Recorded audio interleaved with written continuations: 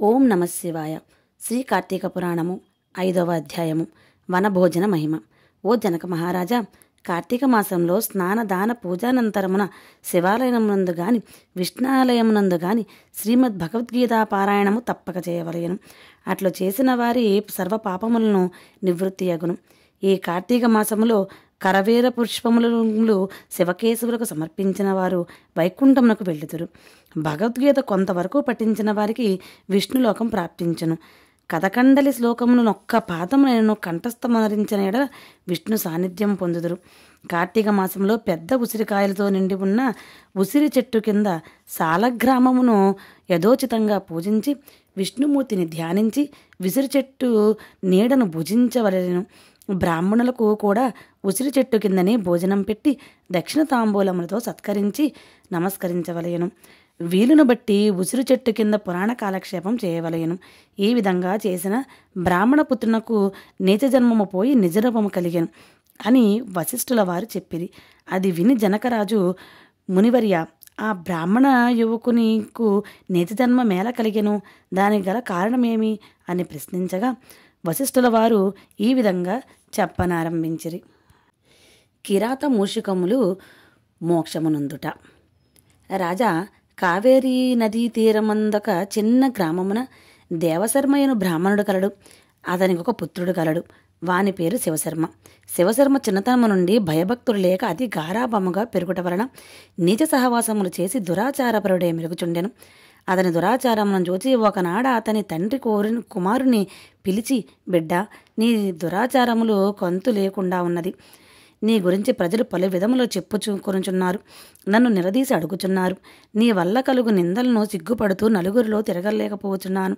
కాన నీవు కార్తీక మాసమున నదిలో స్నానం చేసి శివకేశవులను స్మరించి సాయంకాల సమయమున దేవాలయములో దీపారాధన చేసిన ఎడల నీవు చేసిన పాపములు తొలగుటయే కాక నీకు మోక్షప్రాప్తి కూడా కలుగును. కాన నీవు అటుల చేయమని బోధించెను. అంతటా కుమారుడు, తండ్రి, స్నానము చేయుట వంటి మురికిపోటుకు మాత్రమే గాని వేరు కాదు. స్నానం చేసి పూజలు చేసినంత మాత్రాన భగవంతుడు కనిపించునా? దేవాలయంలో దీపములు వెలిగించిన లాభమేమి? వాటిని ఇంటిలోనే పెట్టుట మంచిది కాదా అని వ్యతిరేకార్థములతో పెడసరంగా సమాధానమిచ్చాను. కుమారుని సమాధానము విని తండ్రి, ఓరి నీచుడా, కార్తీక మాస ఫలమునంత చులకనగా చూస్తున్నావు గాన నీ అడవిలో రావి చెట్టు తొర్రయందు ఎలుక రూపములో బ్రతికెదవుగాక అని కుమారుని శపించను. ఆ శాపంతో కుమారుడగు శివశర్మకు జ్ఞానోదయమై భయపడి తండ్రి పాదములపై పడి, తండ్రి క్షమింపుము, అజ్ఞానాంధకారములో పడి దైవమును దైవ కార్యములను ఎంతో చులకన చేసి వాటి ప్రభావమును గ్రహింపలేకపోతిని. ఇప్పుడు నాకు పశ్చాత్తాపము కలిగినది. నాకు ఆ శాప విమోచనం ఎప్పుడో ఏ విధముగా కలుగునో దానికి తగు తరుణోపాయమేమో వివరింపుమని ప్రాధేయపడెను. అంతట తండ్రి, బిడ్డ, నా శాపమును అనుభవించుచు మూషికమువై పడియుండగా నీవెప్పుడు కార్తీక మహత్యమును వినగలవు. అప్పుడు నీకు పూర్వ దేహస్థితి కలి ముక్తినందుదువు అని కుమారుని ఊరడించెను. వెంటనే శివశర్మ ఎలుక రూపం పొంది అడవికి పోయి ఒక పెద్ద చెట్టు తొర్రలో నివసించుచు ఫలములను తినుచూ జీవించుచుండెను. ఆ అడవి కావేరీ నదీ తీరమున సమీపమున నుండుటచే స్నానార్థమైన నదికి వెళ్ళివారు అక్కడున్న ఆ పెద్ద వటవృక్షము నీడను కొంతసేపు విశ్రమించి లోకాభిరామాయణము చర్చించుకొనుచు నదికి వెళ్ళుచుండెడివారు. ఇట్లు కొంతకాలమైన తరువాత కార్తీక మాసంలో ఒక రోజున మహర్షియకు విశ్వామిత్రుల వారు శిష్య సమేతముగా కావేరీ నదిలో స్నానార్థమై బయలుదేరినారు. అట్లు బయలుదేరి ప్రయాణపు బడలిక చేత మూషికము ఉన్న ఆ వటవృక్షం కిందకు వచ్చి శిష్యులకు కార్తీక పురాణమును వినిపించుచుండిరి. ఈలోగా చెట్టు త్వరలో నివసించుచున్న మూషికము వీరి దగ్గరున్న పూజాద్రవ్యంలో ఏదైనా తినే వస్తువు దొరుకుతుందేమోనని బయటకు వచ్చి చెట్టు మొదట నక్కి ఉండెను. అంతలోనే ఒక కిరాతకుడు వీరి జాడ తెలుసుకొని వీరు బాటసారులై ఉందురు, వీరి వద్దరున్న ధనం అపహరించవచ్చునని అనెడు దుర్బుద్ధితో వారి కడకు వచ్చి చూడగా వారందరూ మునీశ్వరులే. వారిని చూడగానే అతని మనస్సు మారిపోయినది. వారికి నమస్కరించి, మహానుభావులారా, తమరు ఎవరు, ఎందుండి వచ్చితిరి?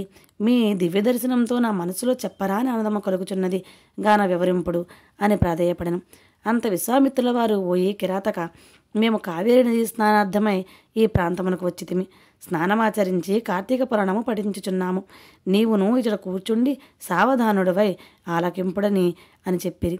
అప్పుడు కిరాతకుడు కార్తీక మహత్యమును శ్రద్ధగా ఆలకించుచుండగా తన వెనుకటి జన్మ వృత్తాంతం అంతయు జ్ఞాపకము వచ్చి పురాణ శ్రవణానంతరము వారికి ప్రణమిల్లి తన పల్లెకపోయాను. అటులనే ఆహారమునకే చెట్టు మొదట దాగి ఉండి పురాణమంతయు వినుచుండిన ఎలుక కూడా తన వెనుకటి బ్రాహ్మణ రూపమును పొంది, మునివర్య ధన్యోస్మి, తమ దయవల్ల నేను కూడా ఈ మూషిక రూపము నుండి విముక్తుడనైతిని అని వృత్తాంతమంతా చెప్పి వెడలిపోయాను. కనుక ఓ జనక, ఇహములో సిరి సంపదలు, పరలోకమున మోక్షము కోరువారు తప్పక ఈ కార్తీక పురాణమును చదివి ఇతరులకు వినిపించవలను.